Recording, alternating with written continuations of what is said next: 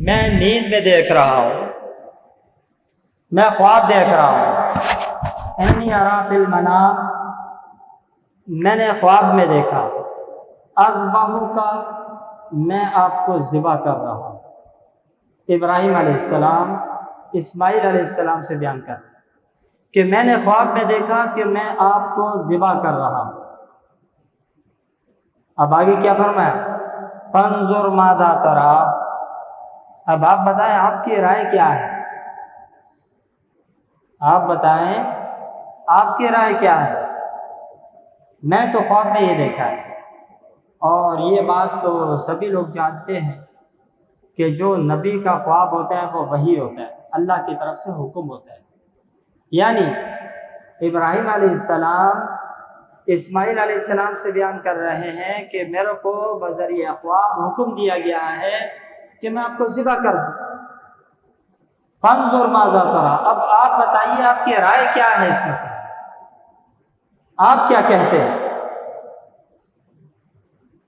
اب یہاں پہ جب ایک حکم ہو چکا کہ بھئی ذبح کر دو، اس کے بعد بیٹے سے پوچھا جا رہا ہے کہ بھئی آپ کی رائے کیا ہے۔ کیوں پوچھا جا رہا ہے؟ پوچھنا تو نہیں چاہیے،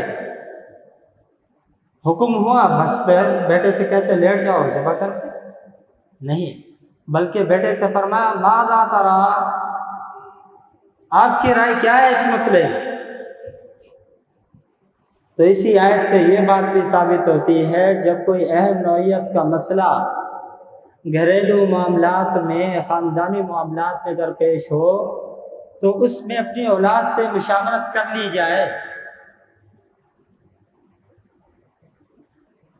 یہ لازمی نہیں کہ ان کی بات مانی بھی جائے، لیکن مشاورت ہو جائے، ان سے پوچھ تاچھ کر لی جائے، ان سے مشورہ لے لیا جائے کہ ابھی ہم ایسا کرنا چاہ رہے ہیں، اس بارے میں آپ کی کیا رائے ہے۔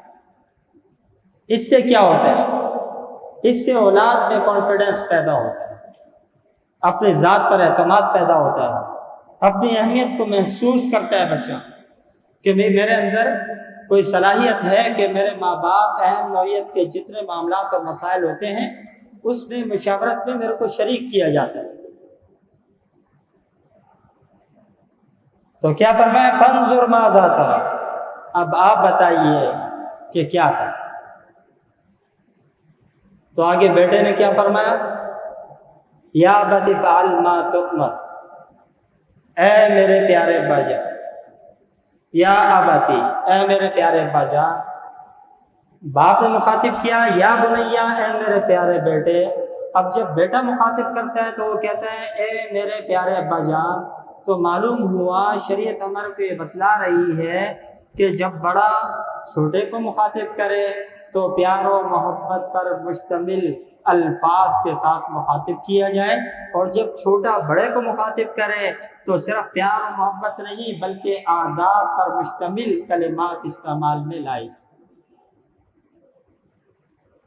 قرآن کریم سے جو مسائل کا استنباط ہوتا ہے، استخراج ہوتا ہے، وہ ایسے ثابت ہوتے ہیں، ہر چیز معلوم ہوتی ہے۔ تو فرمایا یا ابت افعل ما تؤمر، اے میرے پیارے ابا جان، جو آپ کو حکم ہوا ہے وہ کر گزرے۔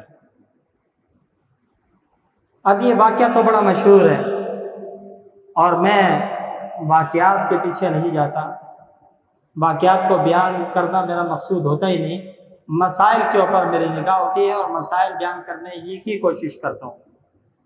واقعات آپ نے کئی مرتبہ سنے ہوں گے۔ اب جب یہ حکم ہوا اور بیٹے نے آمادگی کا اظہار کیا، اب ذبح کرنے کے لیے لٹا لی۔ جب ذبح کرنے کے لیے لٹایا، ذبح کرنے والا بھی نبی ہے اور ذبح ہونے والا بھی نبی ہے۔ ذبح کرنے والے کا ارادہ کیا ہے؟ ذبح ہو جائے؟ نہیں سمجھے بات۔ ذبح کرنے والا بھی چاہتا ہے کہ ذبح ہو جائے کیونکہ حکم ہوا ہے، امر ربی ہے، اور جو ذبح ہونے والا ہے اسے بھی پتہ ہے میرے والد کو وحی کے ذریعے حکم ہو چکا ہے، وہ بھی چاہتا ہے کہ ذبح ہو جاؤ۔ ایک نبی ذبح کرنے والا، دوسرا نبی ذبح ہونے والا، ایک ذبح کرنا چاہتا ہے، دوسرا ذبح ہونا چاہتا ہے، چھری چلا رہا، چھری نہیں چلتی، چھری نہیں چل رہی۔ کیوں نہیں چلتی؟ ایک نبی کا ارادہ ذبح کرنے کا، دوسرے نبی کا ارادہ ذبح ہونے کا۔ ایک ذبح کر رہا ہے، دوسرا ذبح ہو رہا ہے، لیکن ذبح ہوئے نہیں۔ کیوں نہیں ہوئے؟ کیوں نہیں ہوئے؟ امر ربی شامل نہیں۔ کام وہ ہوگا جو اللہ کو منظور ہوگا اور اللہ کی ذات چاہے گی۔ اب ایک پیغمبر ذبح کر رہا ہے، دوسرا ذبح ہو رہا ہے، چھری چلتی نہیں۔ ایک روایت میں آتا ہے کہ ابراہیم علیہ السلام نے چھری کو ایسے پھینکا پتھر کے اوپر مار کہ چلتی کیوں نہیں، کہ چلتی کیوں نہیں؟ وقت کا نبی ہے، ذبح کرتا ہے، چھری چلاتا ہے، نہیں چلتی، تو چھری پہ غصہ کیا کہ چلتی کیوں نہیں؟ تو اسی روایت میں ہے کہ اللہ تعالیٰ نے چھری کو گویائی عطا کیا، فرمایا کہ آپ چلانا چاہتے ہو اور اللہ بچانا چاہتا ہے، آپ کاٹنا چاہتے ہیں اور اللہ بچانا چاہتے ہیں، تو میں کس کی مانوں، جلیل کی یا خلیل کی؟ چھری گویا ہوئی کہ میں جلیل کی مانوں یا خلیل کی مانوں۔ تو معاملہ وہ طے پاتا ہے، معاملہ وہ ظہور پذیر ہوتا ہے جو اللہ چاہتے ہیں۔ اللہ کے ماں سوا کسی کی چاہت سے کچھ نہیں ہوتا۔ اگر ہوتا تو دو نبیوں کی چاہت جب مل گئی تو معاملہ ہوا کیوں نہیں؟ جب دو نبیوں کی چاہت ملی تو معاملہ ہو جاتا نا، نہیں ہوا کیونکہ اللہ نے نہیں چاہا۔ لیکن ذبح کرنے والے کے خلوص میں کوئی شک نہیں تھا اور ذبح ہونے والے کے خلوص میں کوئی شک نہیں تھا، دونوں اپنے ارادے میں مصمم تھے۔ ذبح کرنے والا ذبح کرنا چاہتا تھا اور ذبح ہونے والا ذبح ہونا چاہتا تھا، تو اللہ تعالیٰ نے ان کے اس اخلاص کو قبول فرمایا۔ تو بچے کو تو ذبح نہ کر پائے، ابراہیم علیہ السلام، اسماعیل علیہ السلام کو تو ذبح نہ کر پائے، اللہ رب العالمین نے ایک مینڈا بھیج دیا ذبح ہونے کے لیے۔ تو قرآن کریم کی اس آیت کے اندر جو چیز ثابت ہو رہی ہے وہ یہ ہے کہ جب تک اللہ کی ذات نہ چاہے کائنات کے تمام نفوس ایک طرف ہو جائے، وہ معاملہ نہیں ہو سکتا۔ خواہ اس میں نبی ہو، خواہ اس میں وقت کے ولی ہو، خواہ اس میں کتب ہو یا بدال ہو، جو چیز اللہ کو منظور نہ ہو وہ کبھی بھی نہیں ظہور پذیر ہو سکتی۔ تو میں نے اس آیت کے ابتدائی لفظ پر زیادہ زور دیا تھا، یا ابتی، یا بنیا۔ دونوں نے جو خطاب کیا، بیٹے نے باپ سے یا باپ نے بیٹے سے، دونوں نے پیار اور محبت کے الفاظ کو ذکر کیا۔ ایک نے کہا کہ میرے پیارے بیٹے، دوسرے نے فرمایا کہ میرے پیارے ابا جان۔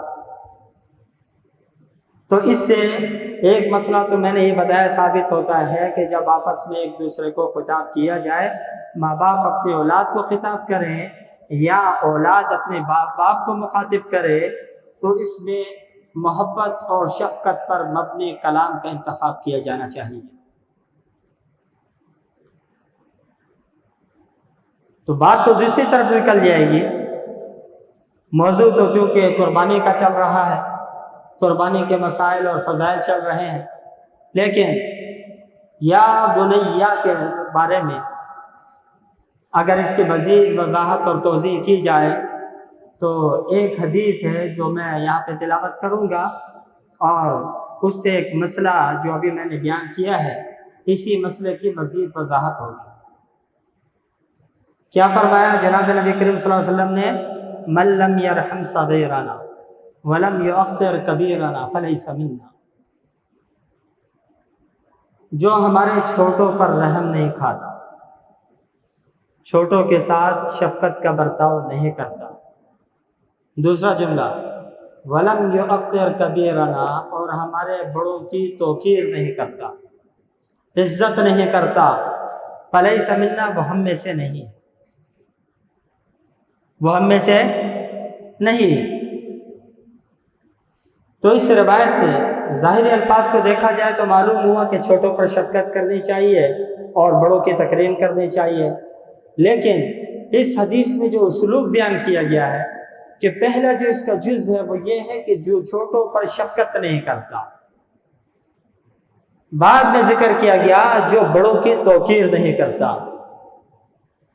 حالانکہ ہونا تو یہ چاہیے تھا نا، پہلے یہ ہوتا کہ جو بڑوں کی توقیر نہیں کرتا وہ ہم میں سے نہیں ہے، پھر ہوتا کہ جو چھوٹوں پر شفقت نہیں کرتا وہ ہم میں سے نہیں ہے، لیکن معاملہ الٹا ہے۔ یہاں پہ پہلے فرمایا کہ جو چھوٹوں پر شفقت نہیں کرتا، پھر فرمایا کہ جو بڑوں کی توقیر نہیں کرتا وہ ہم میں سے نہیں۔ ایسا کیوں فرمایا؟ تو اس میں حکمت یہ ہے کہ چھوٹے بھی آپ کی عزت اور تکریم تبھی کریں گے جب آپ ان کے اوپر رحم کھائیں گے، جب آپ شفقت کا برتاؤ کریں۔ اگر آپ کی طرف سے شفقت کا برتاؤ نہ ہو، اگر آپ کی طرف سے ان کے ساتھ انداز تخاطب مہربانہ اور مشفقانہ نہ ہو، اور آپ یہ چاہ رہے ہو کہ بھئی یہ ہماری عزت کریں، یہ ہماری تکریم کریں، تو یہ چیز ذرا مشکل سے حاصل ہے۔ اردو کا مشہور مقولہ ہے، محاورہ ہے، کہتے ہیں عزت دو اور عزت لو۔ کہا جاتا ہے عزت دو اور عزت لو، کہ جو عزت کرتا ہے اس کی عزت کی جاتی ہے۔ اب چھوٹوں کے ساتھ عزت کا برتاؤ کیسے ہے؟ یہ ہے کہ ان کے ساتھ شفقت کا برتاؤ کیا، مہربانی کا برتاؤ کیا جائے۔ ہر وقت پیشانی کے اوپر 12 بجے ہوں جب آپ اولاد کو مخاطب کر رہے ہوں، تو یہ چیز اسلوب شرع کے خلاف ہے۔ تو قرآن کریم کی جو میں نے آیت بیان کی تھی، یا بنیا انی اری فی المنام، اے میرے پیارے بیٹے میں خواب میں دیکھ رہا ہوں کہ میں آپ کو ذبح کر رہا ہوں، فانظر ماذا تری، اب آپ میرے کو بتائیے آپ کی اس مسئلے میں رائے کیا ہے۔ تو اس میں بھی وقت کا نبی ہے، جس وقت وہ اپنے بیٹے سے مخاطب ہوتا ہے تو کیا کہتا ہے؟ اے میرے پیارے بیٹے، اے میرے پیارے بیٹے۔ ہمارے ہاں بہت غلط رواج چل پڑا ہے کہ اصل نام اس کو بھی بگاڑ لیتے ہیں۔ شفقت اور احترام تو اپنی جگہ پہ رہا، اور بہت غلط عنوان کے ساتھ، غلط ناموں کے ساتھ جو ہے اولاد کو مخاطب کیا جاتا ہے۔ اس کا نتیجہ پھر کیا ہوتا ہے؟ اس کا نتیجہ یہ ہوتا ہے کہ اگر وہ آپ کے ڈر سے آپ کا عزت و احترام آپ کے سامنے تو کر رہا ہوگا، لیکن پس پردہ عزت اور احترام نہیں ہو۔ اور عزت و احترام وہ ہے جو جیسے سامنے ہے ویسے پس پشت بھی ہو۔ جیسے ایک شخص آپ کے سامنے عزت کر رہا ہو، وہ پیٹھ پیچھے بھی آپ کی ویسے عزت کرے۔ تو معلوم یہ ہوا کہ ہمارے کو اپنے چھوٹوں کے ساتھ جو خطاب کرنا ہے وہ انتہائی عزت اور احترام کے ساتھ کرنا چاہیے۔ اب یہ قربانی کا مسئلہ ہے، ہم میں سے اکثر احباب جو ہے وہ دنیا میں نہیں رہے، ہمارے اکثر ساتھی دنیا کے اندر نہیں رہے، دنیا سے جا چکے، اور جب دوبارہ یہ وقت آئے گا شاید ہم بھی نہ ہوں، کوئی پتہ نہیں کہ کون کس وقت چل بسے۔ جو والدین اپنی اولاد کے دل میں اپنی محبت پیدا کر کے جاتے ہیں، ان کی اولاد ان مواقع پر ان کو نہیں بھولتی، ان کی اولاد ان مواقع پر ان کو نہیں بھولتی۔ اگر ایک قربانی اپنی طرف سے کرے گی تو دوسری قربانی اپنے مرحوم والدین کی طرف سے بھی ہوگی۔ دیکھیں اس امت کے اوپر سب سے شفیق کون ہے؟ جناب نبی کریم صلی اللہ علیہ وسلم کی ذات اقدس ہے۔ تو آپ علیہ السلام نے جب بھی قربانی کی ہے تو امت کے ان لوگوں کی طرف سے ہمیشہ قربانی کی ہے جو قربانی کے فریضے کو ادا نہ کر سکتے۔ یہ چیزیں شفقت سے ہوتی ہیں۔ اللہ کے نبی صلی اللہ علیہ وسلم کی ذات اس امت کے اوپر شفیق تھی، تو آپ اپنی پوری زندگی میں جب بھی قربانی کرتے تھے تو اس امت کے ناداروں کی طرف سے قربانی کرتے رہے۔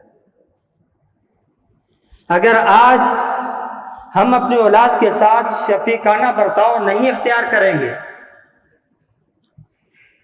تو جب ہم نہیں ہوں گے تو ہمارے بعد ہماری اولاد اس شفقت سے محروم رہی ہوگی، تو وہ ہمارے کو بھول جائے گی، ہماری طرف سے قربانی کوئی نہیں کرے گا۔ اب تو جس فتنہ پرور دور کے اندر ہم پڑے ہوئے ہیں، اس وقت زندگی گزار رہے ہیں، یہ دور تو ایسا ہے کہ لوگ قربانی اپنی طرف سے بھی نہ کرنے کے بہانے ڈھونڈتے ہیں، چہ جائے کہ مرحومین کی طرف سے کریں گے قربانی، اپنی طرف سے بھی قربانی نہ کرنے کے بہانے ڈھونڈتے ہیں۔ جی میرے اوپر اتنا قرض، ابھی پچھلے ہفتے میرے پاس ایک کال آئی سویڈن سے، فیملی ان کی یہیں پر ہے، میرے پاس کال آئی، میرے کو کہنے لگے کہ مفتی صاحب مسئلہ پوچھنا ہے۔ میں نے بولا جی فرمائیں۔ کہا کہ بھائی میرے اوپر جو ہے تقریباً پاکستانی پیسوں میں 13 لاکھ روپے قرض ہے، 13 لاکھ، اور یہاں پر جو میں کماتا ہوں ادھر بھی میرے اوپر کچھ تھوڑا بہت قرض ہے، اور ادھر کے خرچے بھی ہیں، اور بچا کے پیچھے فیملی کو بھی بھیجتا ہوں، تو بتائیں میرے لیے قربانی ہوگی میرے اوپر یا نہیں ہوگی؟ تو میں نے کہا اللہ کے بندے، رہتے تم سویڈن میں ہو، کماتے ادھر کے حساب سے ہو، اور جو قرض کا حساب کرتے ہو پاکستانی روپے میں کرتے ہو۔ اور دوسری چیز یہ ہے، یہ امت نے تو، شریعت نے امت کی آسانی کے لیے ایک مسئلہ بیان کیا تھا، بھئی اگر کسی کے اوپر قرض ہو تو ٹھیک ہے قربانی نہ کرے۔ قربانی کے اوپر آ کے تو ہمیں قرض یاد آ جاتا ہے کہ ہمارے اوپر قرض ہے، لیکن یہ قرض ان کو اس وقت یاد کیوں نہیں آتا جس وقت ان کے گھر کے اندر کوئی شادی یا منگنی کی پروگرام ہوتا ہے، اس وقت قرض نہیں ہوتے ہیں۔ اس وقت 2.5-3 لاکھ روپیہ خرچ کرنا معمولی بات ہے۔ ایک ہار جو بک کرواتے ہیں نا، وہی 2.5-3 لاکھ روپے میں بک کروایا جاتا ہے، کھانا پینا دیگر اخراجات باہر۔ تو وہاں پر تو اپنی ناک اوپر رکھنے کے لیے سب کچھ کیا جاتا ہے، لیکن جہاں پہ شریعت کا مسئلہ آ جائے وہاں پر یہ آسانیاں ڈھونڈی جاتی ہیں کہ میرے اوپر اتنا قرض ہے۔ اگر آپ کے اس قرضے کے ساتھ آپ کے دنیا کے معاملات آپ کے چل رہے ہیں، اور دنیا کے معاملات چلنے میں آپ کے خرچے میں کوئی کنٹرول نہیں ہو رہا، تو یہ قرض صرف اللہ کے حق کے لیے ہے آپ کو۔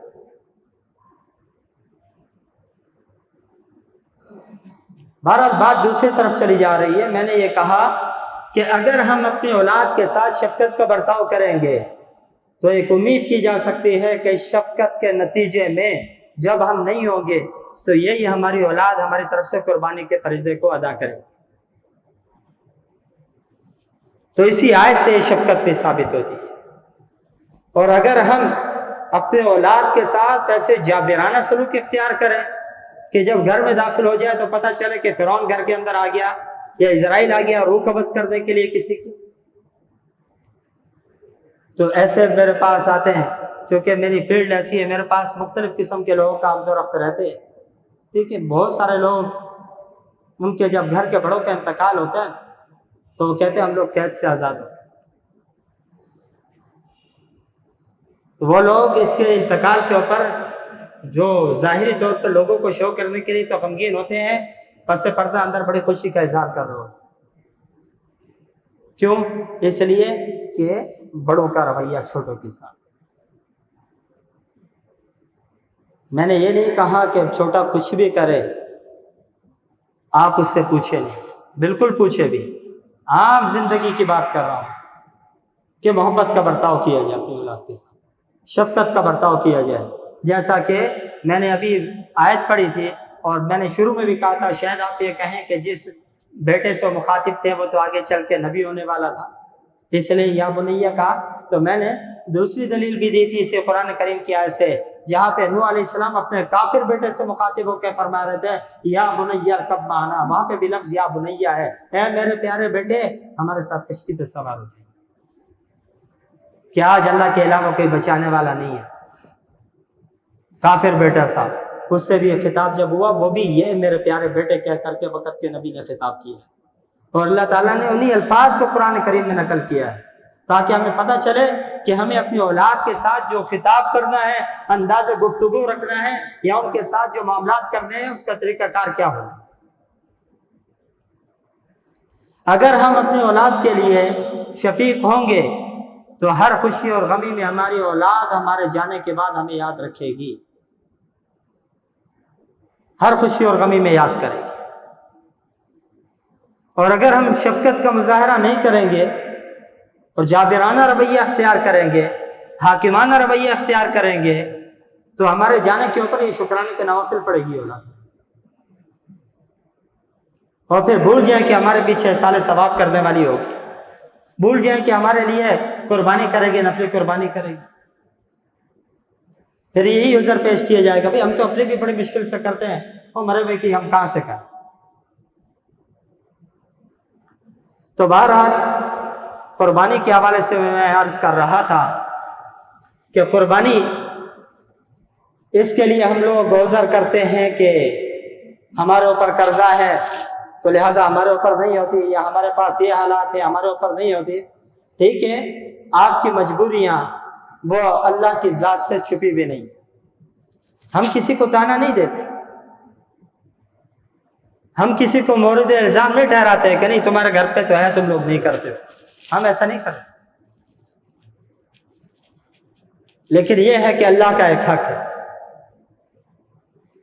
باوجود قدرت رکھنے کے اگر آج آپ اس سے منہ پھیریں گے تو اس کے بارے میں جناب نبی کریم صلی اللہ علیہ وسلم نے اتنی سخت وعید فرمایا کہ جو لوگ قدرت رکھتے ہوئے بھی قربانی جیسے فریضے کو سر انجام نہیں دیتے، اسے چاہیے کہ وہ ہمارے عیدگاہ کے اندر بھی نہیں ہے۔ پھر کس منہ سے آتے ہیں عید کی نماز پڑھتے؟ نہ ہو گنجائش تو وہ ایک الگ بات ہے، لیکن یہ قرض کا عذر کر کے اور دنیا کے دیگر معاملات کو سامنے رکھ کر کے کہہ دینا کبھی ہمارے پاس گنجائش نہیں نکلتی، تو ان سے یہی مؤدبانہ میرا سوال ہوگا کہ دنیا کے معاملات میں گنجائش نکلتی، دین کے معاملے میں نہیں نکلتی۔ بہرحال اللہ رب العالمین ہمارے کو سمجھنے کی اور عمل کرنے کی توفیق عطا فرمائے۔ وآخر دعوانا ان الحمدللہ رب العالمین۔ جن احباب نے سنت ادا نہیں کی وہ سنت ادا کریں۔